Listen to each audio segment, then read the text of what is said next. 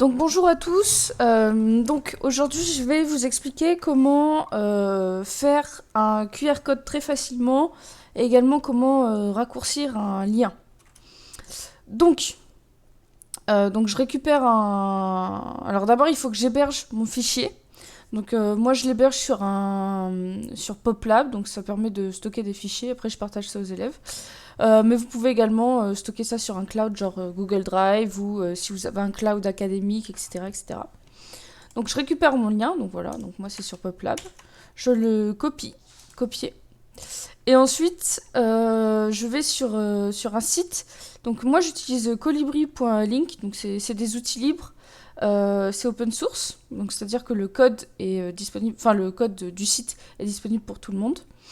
Et bon, je préfère ça. Après, vous avez plein d'autres sites, hein. Il suffit de taper réducteur d'URL sur Google et vous allez trouver beaucoup de choses. Mais Colibri pour Link, ça fonctionne très bien. Et en plus, ça donne directement un QR code. Donc, Colibri avec un s.link, L-I-N-K. On vous dit raccourcir un lien. Donc, je fais coller. Je clique mon lien que j'ai récupéré ici. Et je fais go. Et donc, il me suffit juste de copier mon lien et je peux l'insérer voilà, dans un document n'importe lequel d'ailleurs. Donc je peux mettre par exemple, pour accéder à la ressource, cliquer ici. Hop, voilà. Et comme vous le voyez ici, le site vous fournit automatiquement un QR code.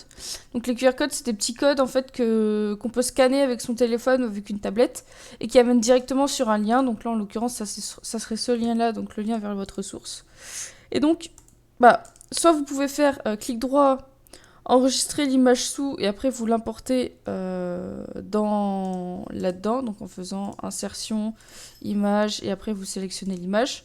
Soit, moi ce que je fais, c'est que je fais clic droit, copier l'image, je l'ai dans mon document, hop, je la colle et après je peux la mettre à la taille que je veux.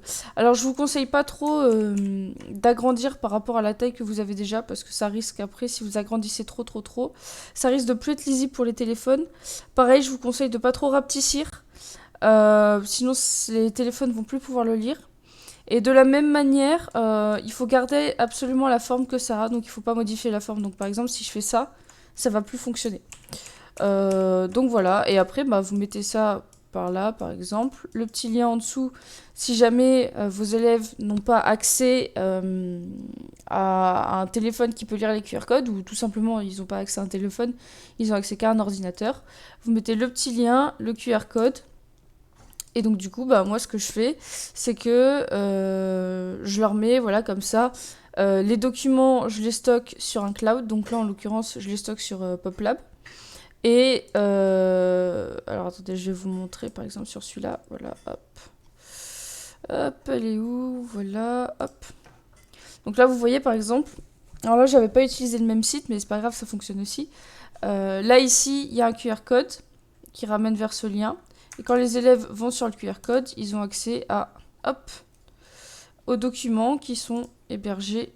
Hop, ici, c'est cela. C'est activité 8, exploitation du bois document. Et donc voilà, ils ont accès aux documents. Ce qui leur permet d'avoir accès aux documents en couleur à la maison.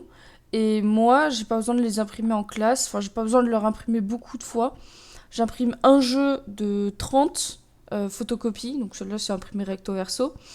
Et je les mets dans des pochettes plastiques et je les fais passer d'une classe à une autre. Donc ça m'évite d'imprimer 30 fois le document fois le nombre de classes que j'ai.